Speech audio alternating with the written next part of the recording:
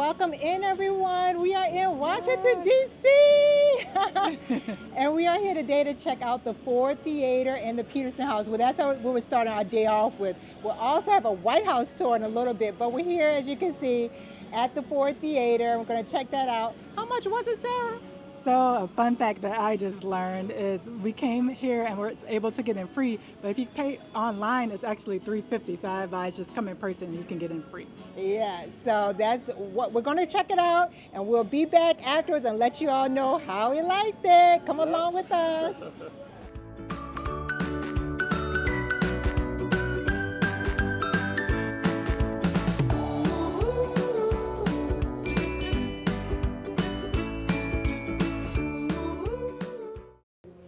When you enter in, you're going to want to go get your tickets at the box office right there. There is no charge. Once you get your tickets, you want to head over here where it says Theater and Museum and start your tour. We are entering into Ford's Theater. When you enter in, it says museum right here. You want to head down the steps. Now, if you are in a mobility vehicle or have a scooter, they do have an elevator that you could take to come down to the first floor. Now, as soon as you come down the steps right there off the elevator, they do have a bookstore here, and they do have a gift shop up on the top floor as well. But they have a bookstore here. Looks like they have books, some Legos, T-shirts, Abraham Lincoln, Young Lincoln,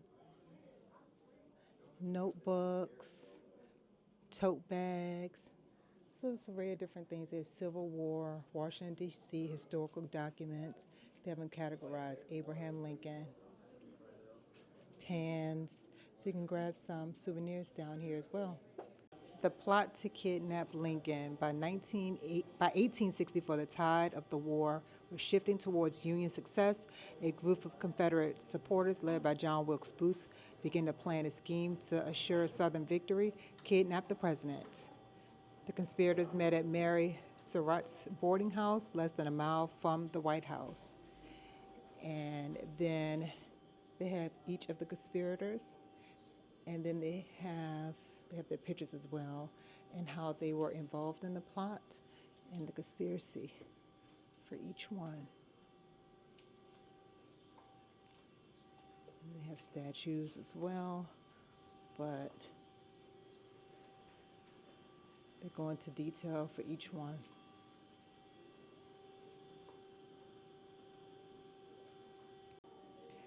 All right, so here we have the gun that killed Abraham Lincoln. It's in a case here. I don't know if this is the actual or remodel of it, but it does say, with a single shot, John Wilkes Booth changed the course of American history.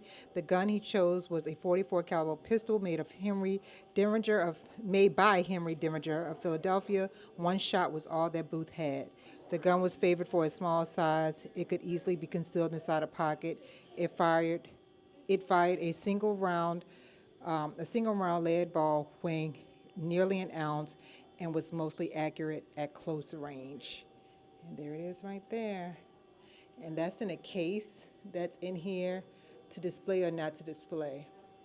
After Lincoln's death, the War Department kept the murder weapon. In 1931, they refused a request to display it and other items at Ford Theater, stating the relic should not be allowed to be displayed. As you can see there, the War Department transferred the gun to the National Park Service in 1940. It has been displayed here since.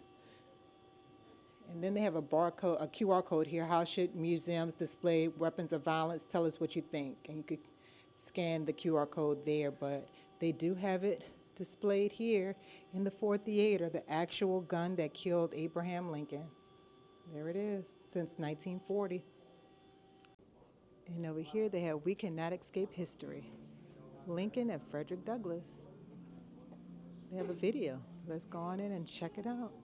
Here they have Abraham Lincoln, a picture of Abraham Lincoln and Frederick Douglass. They have seats in here as well if you wanted to come in and watch this short film. Film is right there, but they have some seats that you can sit down and check it out. So let's check out the film. I'll tell you all how I like it afterwards. We Cannot Escape History is the name of it. I just finished watching the short film We Cannot Escape History about Abraham Lincoln and Frederick Douglass. It talked about pay inequity, commissioning black officers, and different things like that, and the meetings between Abraham Lincoln and Frederick Douglass. It was only about 3 to 4 minutes, so I definitely recommend you check that out if you visit here at the Ford Theater.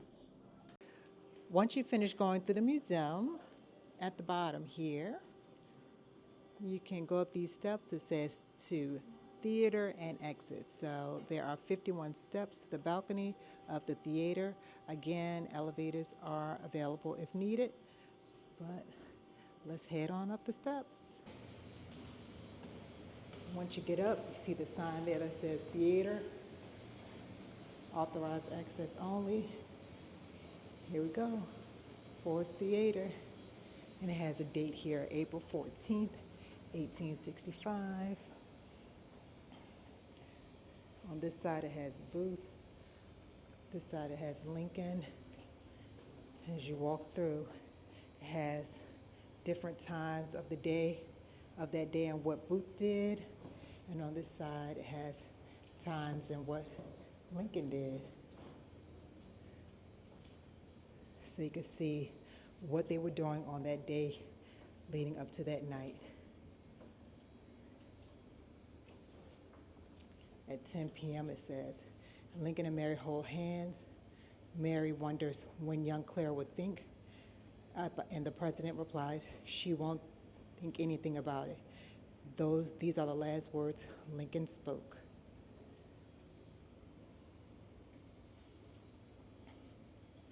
It has that picture there as well. Those are the last words he spoke. Right here it says that at 8:30 p.m., the Lincolns arrive at Ford's Theater. The production stops and the orchestra plays Hail to the Chief. It has that picture. At 10 p.m. right here, on Booth's side, it says 10 p.m., Booth enters the lobby of the Ford Theater and heads up the stairs to the dress circle. He hands his card to Lincoln's footman and enters the back of the president's theater box. All right, let's head in. Tour continues. Then you have to walk up some more steps right here. Let's head on up. So when you make it to the top of these steps, it does say, welcome to the balcony level, Lincoln State Box. Let's go on in. So there are a lot of seats in here. Okay. Looks like they're getting ready for a production. Let's see. All right, so the guy did say they do still do productions here because it looks like they're setting up for productions here. They do about 4 productions a year. They've done Sister Act and Little Shop of Horrors. So if you're in the D.C. area, you may want to see if that's one of the times they're doing a production here at the Ford Theater. So if you continue across here, through this door over here to the right, you can see where Lincoln was sitting. So let's head over that way. All right, we're going to enter into the president's box now. It says Booth entered here. Booth entered the presidential box through the door directly behind Lincoln from a distance of 6 inches. He shot the president in the head behind his left ear. After shooting the president, Booth fought and knifed Major Rathbone and then jumped to the stage. Here it is right here. This is a door, so you can't actually go in there, but you can look through this glass window. You can see where Lincoln was sitting. So they have an American flag right there. They have they have 1, 2, 3, 4, look like 4, maybe 5 chairs, a flag hanging. He was able to look down onto the stage right there. So here's where Abraham Lincoln was when he was shot in the head. Reading, it looks like Booth went in through this door, and then he was able to access the president and shoot him behind the ear over there. So this door right here is just for viewing so we can see, but Booth actually went through the box president's door so you can have access. All right, there you go. Thank you, Sarah. From this angle, you would be able to see there's the presidential box. So um, President Lincoln would have been there. And then after John Wilkes Booth shot him, he would have jumped out of the box down onto the stage right there. So this is a view from across. The presidential box is right there. He jumped out of the presidential box and down into the stage right there. So Booth entered this way up the steps, and then he was able to walk all the way around and go into the president's box office at the door we showed earlier. And basically, he wasn't challenged because he was a famous actor, and he actually performed at this theater as well. So if you're ever thinking, how do you just walk? And also, it wasn't even a bodyguard during those times. So interesting facts that our tour guide helped us with. So as we're exiting, you go down the steps that John Wilkes Booth came up, as Sarah was just going over, but you go down these steps, and these are the steps that he came up. And come down these steps, and you go ahead on and exit. Now, once you exit, you do exit out into the street, but I did want to come back and show you all the other gift shop that they have in here. I showed you the one they have downstairs, but this is the one they have up on the first floor, on the top level. Ford's Theater t-shirts, they have mugs in here, hats, books, Lincoln stuffed animals, puzzles, penny machine. So they have a lot of different things up here in this, keychains, in this gift shop as well. If you wanted to grab items before you take your tour or after you take your tour, you could come and grab your souvenirs. When you exit out of the Ford Theater, you exit right there. That's the Ford Theater. And then once you exit, you walk across the street here to the Peterson House, and you enter the Peterson House. This is where Abraham Lincoln was brought, and this is where he ultimately died. This is where he was brought after he was shot in the Ford Theater. So we're getting ready to enter into the Peterson House. When you enter in, there is a staircase right here. So this was the waiting room, basically where they waited between visits. This is the front parlor. And this is the back parlor area, as you can see right here.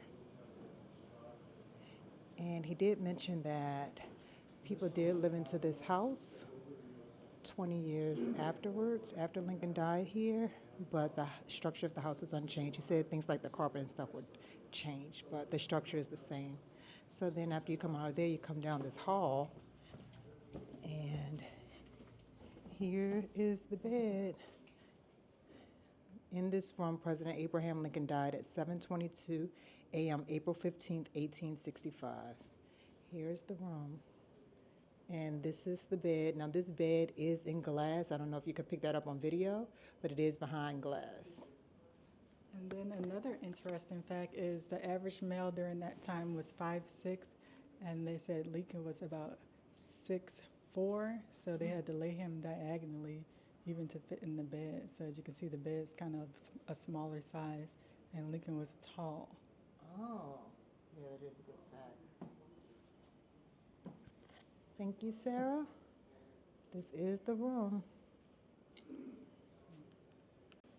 Once you leave out from the room where Lincoln died, you do come to this elevator, and this elevator brings you to the museum exhibit. So I'm going to take that elevator on down.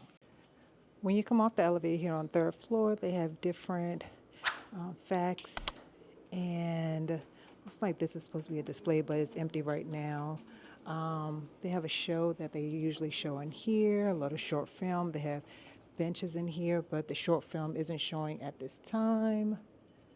They have different facts about Abraham Lincoln.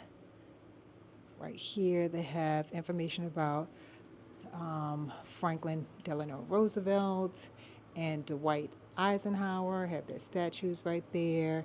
Then they have information on Theodore Roosevelt, Woodrow Wilson, Richard Nixon, Barack Obama, which Lincoln is our Lincoln. So different facts you could read on in here. Facts all over here as well. Admired in Asia, Abraham Lincoln around the world, under Lincoln, United under Lincoln, a global anniversary.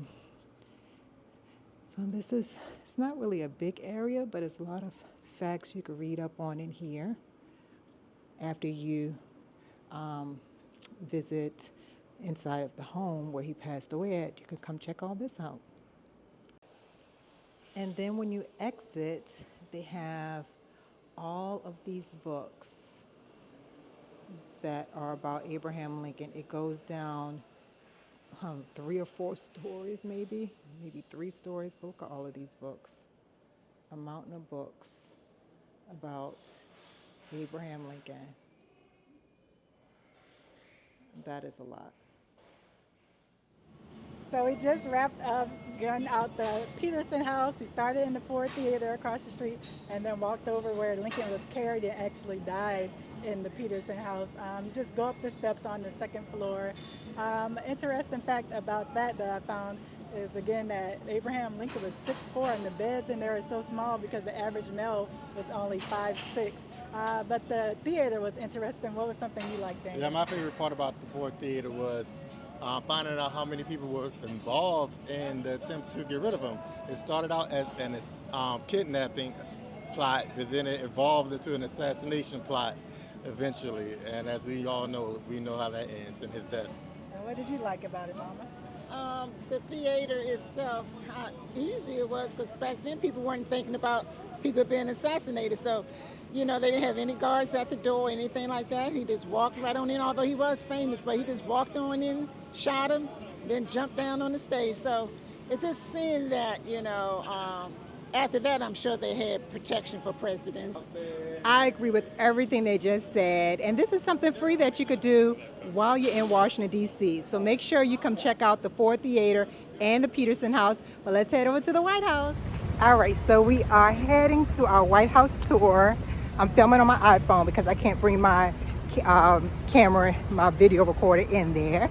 So excited. We can't do any recording in the White House tour, but we can take pictures. It's the front of the White House.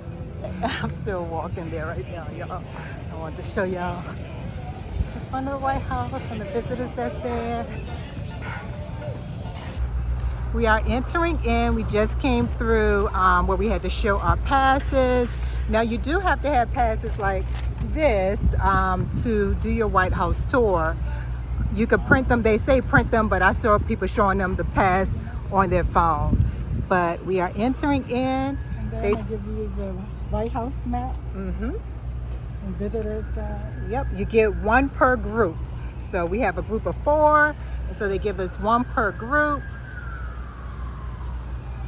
And it's a self-guided tour, right, Sarah? Yes.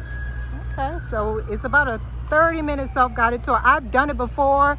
You stop and take pictures and things like that, so it could be longer. It is scooter accessible. You can see my mom up there on the scooter, and wheelchair accessible. They do have wheelchairs if you need for them to provide you with the wheelchair. Now you do have to show your driver's license or ID before entering in, so make sure you do have that. You can't bring, there's a whole list of prohibited items that you can't bring, so make sure you double check all that as well before you come in. All right, y'all, we have made it into the White House. I'm very excited to do this tour. Now, from this point forward, it's photography only, no video. So I will start to show you pictures from this point forward. Here we go.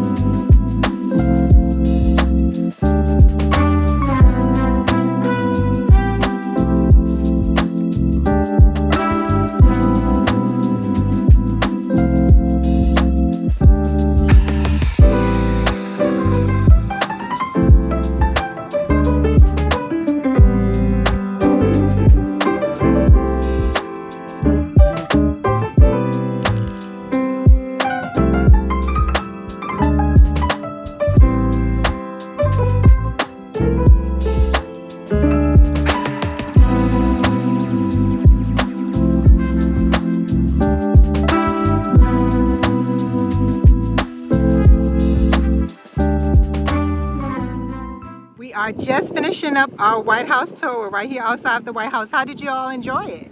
I really enjoyed it, seeing the different perspectives in all the different rooms. I like that they had a theater in the room. That would be one of my favorites.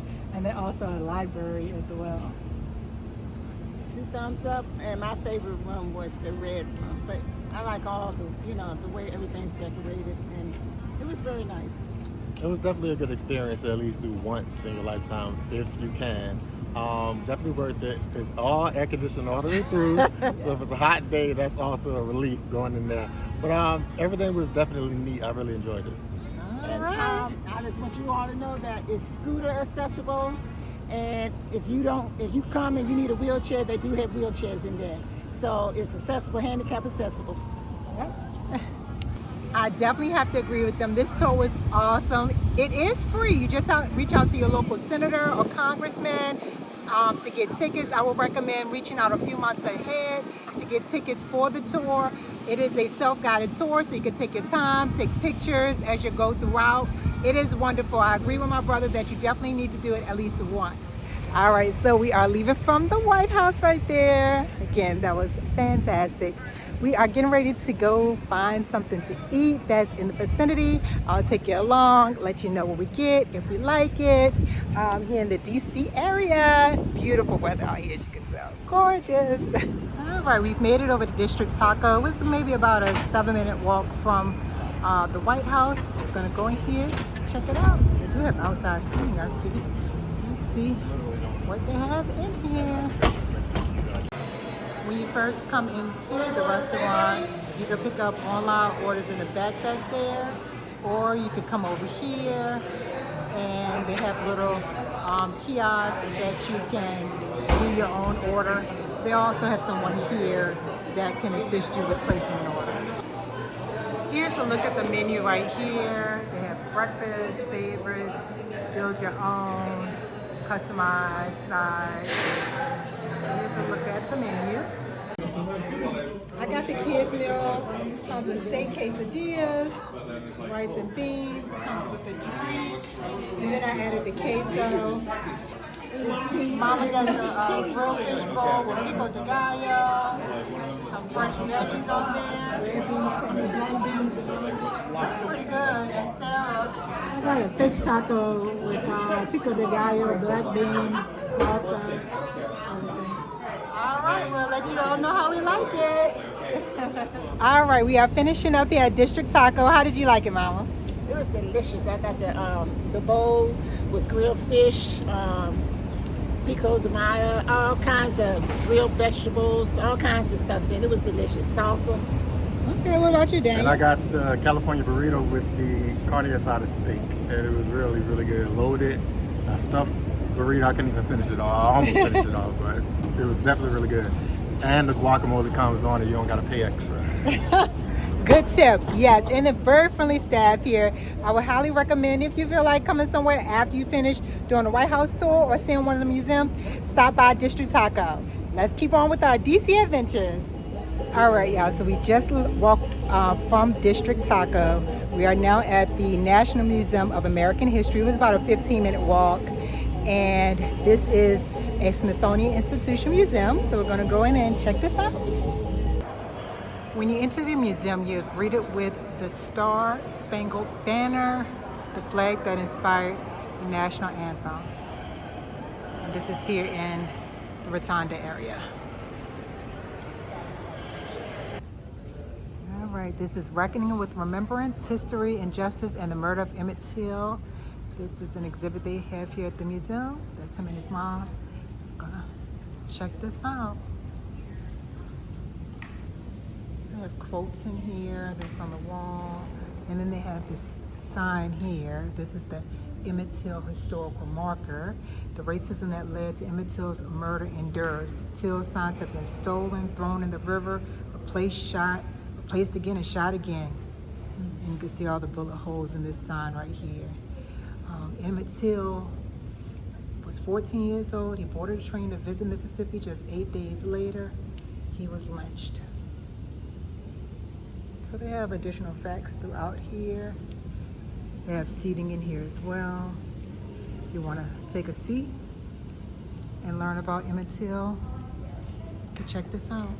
They do have right here that you could visit the permanent exhibit at the National Museum of African American History and Culture to learn more about the impact of the murder of Emmett Till, and about Mamie Till Mosley's courageous decision to hold an open casket funeral. So this is the You Be the President. Come up to the podium and step into the shoes of the President of the United States. So when you come up here, you would step into the shoes of the President of the United States. You press one of these speeches and say, for instance, I press this one with John F. Kennedy. You look up there, it does a countdown, and then the speech comes right there and you read it and you show up on the camera. Hi y'all. And here we have President Hawkins. Yes. This is preemptively the time to speak the truth, the whole truth, frankly and boldly. This great nation will endure as it has endured, will revive, and will prosper. So first of all, let me assert my firm belief that the only thing we have to fear is fear itself, nameless, unreasoning, unjustified terror which paralyzes needed efforts to convert retreat into advance. That is Franklin Delano Roosevelt's inauguration, from his inauguration in 1930. I think this is cool. So this is in the President's area here at the museum. This area, the President's area, they talk about all sorts of things with presidents. I mean, they do a deep dive into all the presidents. So this is a really nice area. It is really large. So you want to come check this out. And of course, step into the shoes of the president right there. And right here, they go through all the presidents, starting with Washington. They go through their years of presidencies. They have a little information on them. So this is really nice. All through the years, all the presidents. And they end off with the most current president, Biden. So they do all throughout the years, the different presidents. I like this. This is neat. All right, we are now entering in Ray and Dagmar, Dolby Hall of American Culture. Oh, Whitney Houston. I see RTD2. May the force be with you. So a lot of cultural things in here. Hamilton right here. 2015, Who Tells Your Story? The suit worn by Lin-Manuel Miranda in Hamilton. Okay. And this is a large area as well. Goes through pop culture throughout different times. For more than 150 years, entertainment has provided a forum for important national conversations about what kind of people we are and want to be. And of course, they have my girl here, Miss Piggy. This is cool right here. I feel very proud to be Mexican. This is Selena's top jacket and boots.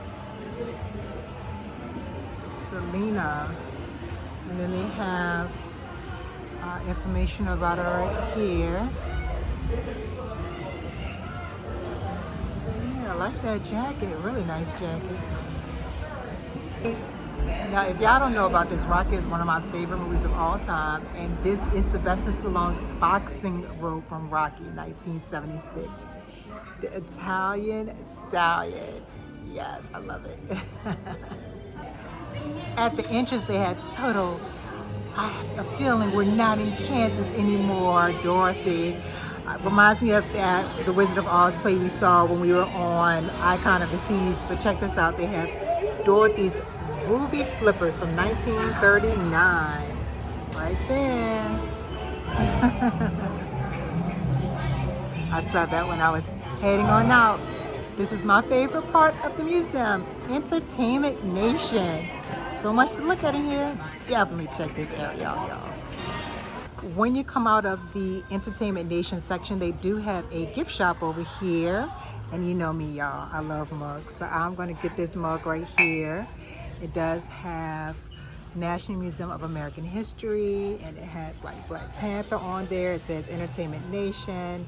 So I'm gonna grab that. But they have like shot glasses, t-shirts, Entertainment Nation Museum store, books. So come check out this gift shop. As I mentioned, it's right across from the Entertainment Nation area. All right, y'all, we are leaving out of the American Museum of the Smithsonian Natural Museum of American History.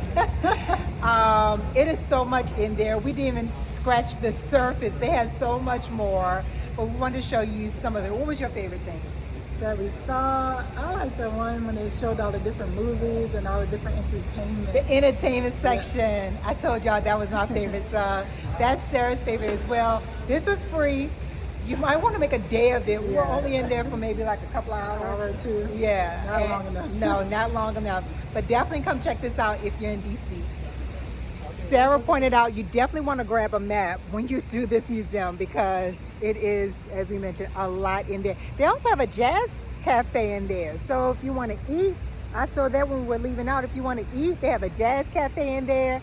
So you want to check that out. Here's the And on the lower level, they have Wonderworks Lab for kids, so you can go in there and check that out with your kids, keep them active and entertained. And this is a copy of the map right here. There you go. Grab that before you start your journey around that museum. As we're leaving the National Museum of American History, we're coming on to the African American History Museum. You can see the monument back there. I've been to this museum, the African American History Museum, 3 times. It is a free museum. It is excellent. It's a museum that you just can't go to one time. I do love this museum, so we're not checking it out on this trip for DC, but as I mentioned, I've been there 3 times. Highly recommend that you go to the museum, the African American History Museum here when you're in DC. Again, it is free. Check this museum out. We are at the Washington Wharf and we are getting ready to take a nighttime cruise boat tour. And this was about $30 per adult. It's about a 30 or 45 minute cruise boat tour. I'll let you know. They have restaurants right here as well if you want to come eat and then hop on the boat for the cruise boat tour. But we're getting ready to do this, and it takes you to see different sites within the city. So this riverboat cruise starts, I think I said the Washington Wharf. That's wrong. We're on the Potomac River. So this riverboat cruise starts out on the Potomac, and we'll be going up and down the Potomac on this cruise. That's where we departed from right there. It's the Washington Harbor. So that's where we departed from. Georgetown University, which is the oldest Roman Catholic university. They have the people out here kayaking and paddleboarding in the water in the Potomac. If you look Something over to else the you could left, do. you'll find the Embassy of Baltimore in So we're passing up 1632. Watergate right there. Baltimore's right And this for the is island was Kennedy through Native Center right American here where they eras. do like the In Kennedy 18 Center In honors. 1861, the island became a barracks for Northern troops. Also inscribed on the top of the memorial. That's the are Lincoln names of the Memorial right 48 there. states in the nation at the time of its And behind completion. it is the monument. Inside the 100-foot memorial, the monument is two All right, different we're now colors. passing the construction of Washington Monument. was begun in 1848 and was interrupted during the Civil War. It was completed 36 years later. We are heading back into the dock on the cruise. We're passing up the Kennedy Center behind me right now. The cruise is about 40 minutes and goes around areas that's near the water, like the Monument, Kennedy Center, Lincoln Memorial, things like that. It's really nice. As I mentioned, it's only about $30 plus tax. And if you wanted something fun to do on an evening, watch the sunset, get a cool breeze, I would recommend this. This was really nice. This is the first time that I've done this in DC, and I really enjoyed it. It was relaxing, and you were able to see some of the things that people come here to sightsee. So, well worth it. As we're coming back into port, passing up again, Watergate right there. Look how pretty it is as we're coming back in to the Washington Harbor. Thank you so much for joining us today. I mean, we did a lot today. We did Ford Theater, the Peterson House, we did the White House tour, the National Museum of American History, went ate, and then we finished it off with this sunset cruise. It was a full day in DC, and it was so fun. And plus, most of it was free, so can't be free. But it's a wonderful trip. Got to see a lot of things I haven't seen before, and so that's always great. If you enjoyed this video, please like, comment, and subscribe, and I'll see you on the next one. Bye.